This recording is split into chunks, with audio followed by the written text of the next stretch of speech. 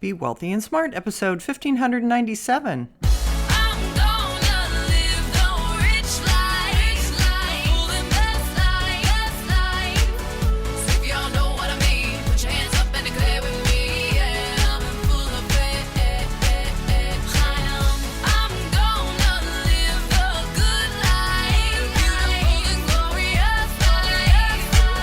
Step into a world of wealth and financial freedom without budgets, boredom, or bosses on Be Wealthy and Smart.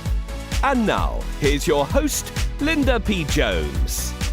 Welcome to Be Wealthy and Smart. I'm Linda P. Jones, America's Wealth Mentor, empowering women and men worldwide to financial freedom.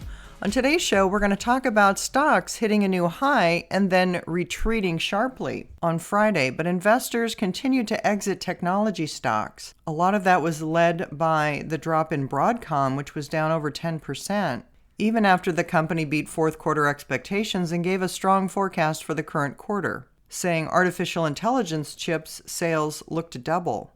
But what's happening now is the Magnificent Seven stocks, the very large technology stocks, are making up 45% of the S&P 500. So that burden of overweight that just seven stocks carry means that anytime those seven have a meaningful decline, the whole market feels a meaningful decline.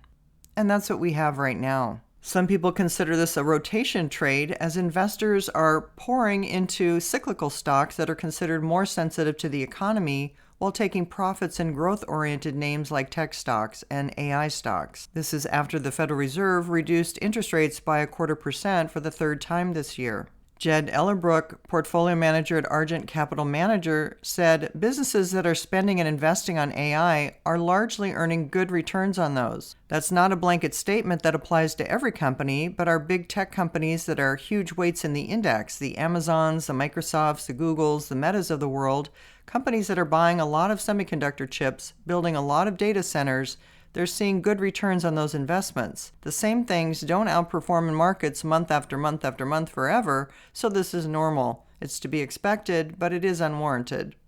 What broke counter to the tech trend was the marijuana stocks. There's speculation that on Monday, President Trump is going to sign an executive order to reclassify marijuana, and that sent cannabis stocks surging. Tilray Brands and Canopy Growth jumped more than 28% and 30%, respectively. The reclassification of cannabis stocks would allow those companies to fall under different tax regulations and encourage investment. The Washington Post reported yesterday that President Trump was expected to sign an executive order to instruct federal agencies to reclassify marijuana as a less regulated Schedule III drug from a Schedule I. That would be out of a group that includes heroin and into a lower tier of less dangerous drugs such as steroids and Tylenol with codeine, and it would take place early next year. Trump first mentioned a change in marijuana's classification in August. Ed Groshans of Compass Point, a middle market investment bank, said Trump rescheduling marijuana was not an if in our assessment, but a when. Groshans said the reported change would be positive for the cannabis industry, allowing banks to serve the sector. If the executive order comes through, cannabis would be rescheduled, and Groshans anticipates the Drug Enforcement Administration would finalize a proposed rule for the reclassification by the summer. Bill Kirk, senior research analyst at Roth, said he's also monitoring whether the Supreme Court decides next week to hear a case on state regulations and federal prohibition of cannabis. A positive ruling for the industry in that case could speed up regulatory timelines. Tilray CEO Irwin Simon said, "I'm a lot more optimistic than I have ever been." Sean Hauser, a partner at Vicente LLP, which is a cannabis-focused law firm, said a reclassification would mark only a partial victory, as the sector will need to continue fighting for legislation. However, she said that the momentum can press Congress to create a regulatory framework that offers broader changes around safety, access, and criminal justice reform than what a rescheduling provides. She said this is the beginning of a new era of public health policy. If implemented, it dismantles nearly a century of outdated drug policies that fly in the face of science and medicine.